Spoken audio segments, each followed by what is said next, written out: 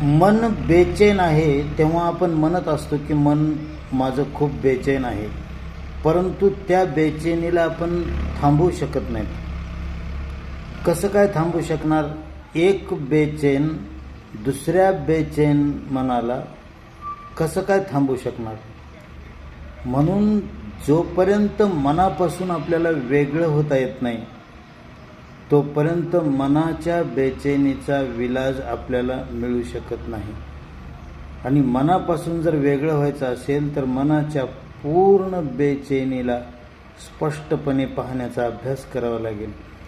तेव्हाच आपल्या स्वतंत्र अस्तित्वाचं भान आपल्यामध्ये उपस्थित होईल. मनच होऊन आपण मनाची बेचैनी थांबवण्याचा प्रयत्न करत असतो, पण हे कधी शक्य नसतं.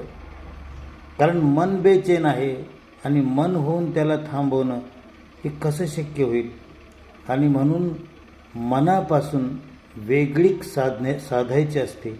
ही वेगळं होणं ज्यावेळेस माणसाला जमतं आणि मन त्यावेळेस पूर्ण आपल्या नजरेच्या टप्प्यात येतं, त्यावेळेस मात्र मग त्या मनाला केवळ पाहिल्याने ते आश्चर्यकारकरित्या शांत होऊ लागतं. याचा आपण प्रत्यक्ष त्या ठिकाणी अनुभव घेऊ शकतो.